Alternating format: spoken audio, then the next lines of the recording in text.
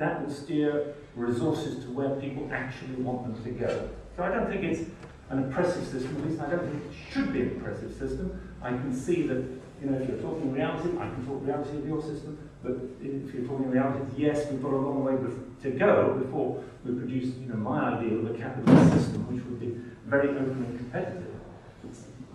I'm very worried about the idea, your second sort of point, about common ownership, because I think this is, again, I do think it's a pipe dream.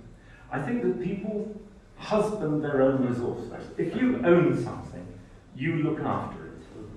If you are just part of a big collective, well, maybe you don't. One thinks of the collective farms and all the rest of it, absolute failure.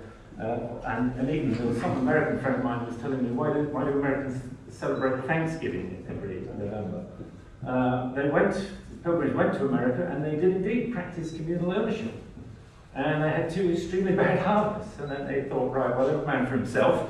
So people did actually plant and reap the success of their hard work and energy. And then they had a monster harvest, and so they shared it with the Indians, and it was absolutely great, and they've done it ever since.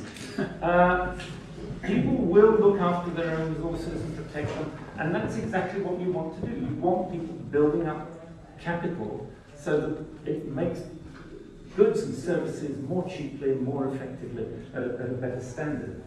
And I think you can say, oh, right, well, back in the Stone Age, people used to share, and there was no problem about it, and they want to do it now. Well, it's capitalism. You're looking back at a different society. The fact is that we have a world of billions of people. You can easily work out a sharing system within a small group, and everybody knows what they're doing and what their role is, and they share resources and all the rest of it.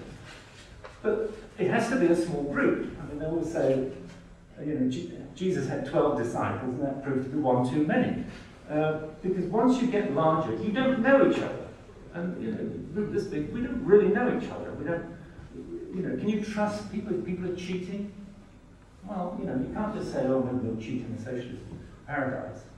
People will cheat. How? Tell us how. Well, I'm saying, if collecting resources for themselves, secretly perhaps, I don't know. But you're faced with that problem. The larger the society is, then the less you know of people. And that's the magic of the market economy, is that, look, what am I wearing? I don't know, I'm wearing shoes of leather, probably come from Argentina. I'm wearing socks made of cotton that might come from Egypt. I don't know people in Egypt, I don't know people in Argentina, and yet the system gets those resources to me. It's a massive global cooperation system. It just happens to be done through the medium of exchange of money and through profit and through interpersonal exchange. I don't want to go into things like, oh well, capitalist system leaves flats boarded up and supermarkets wasting food.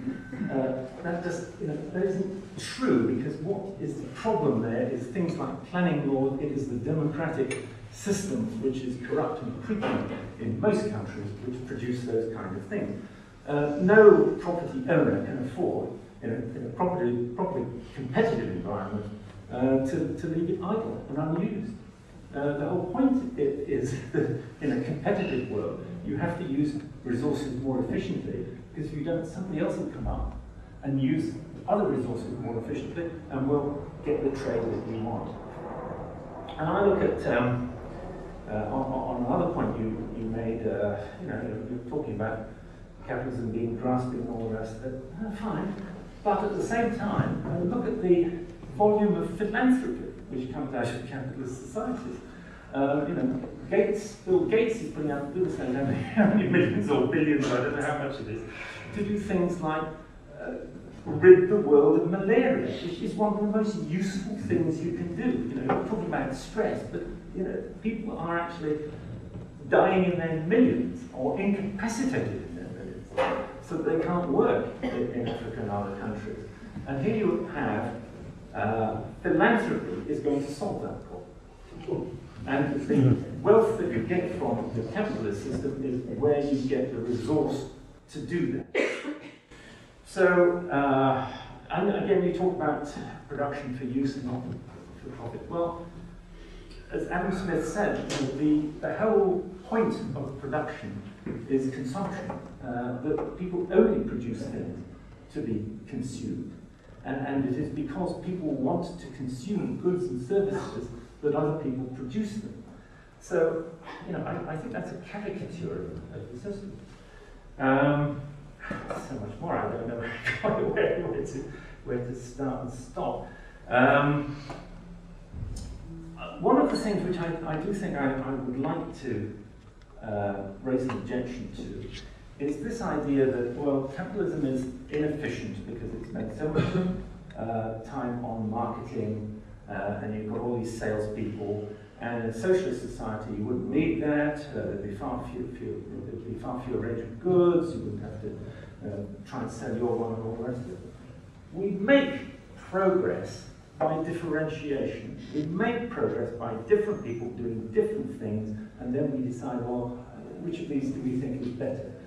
You're not stuck in this this idea of a perfect market, that the perfect market where there's a graph goes that way, a graph goes that way, and there's a price and a quantity. And the assumption behind that is that all goods and services are the same, all buyers and sellers are the same, everything is uniform.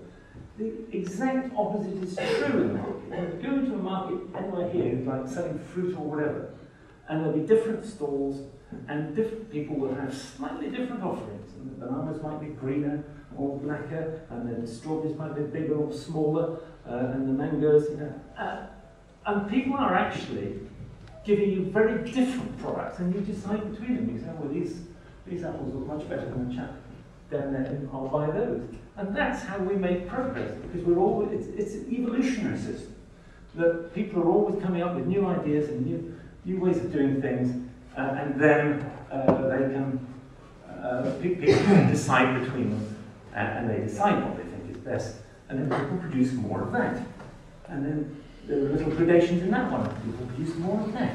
And that's how you make progress. You don't make progress by trying to make everything uniform, and I think that's the mistake there, that capitalism isn't actually inefficient. It's not inefficient to have a wide variety, 101 different kinds of car, or typewriter, or mobile phone, or whatever.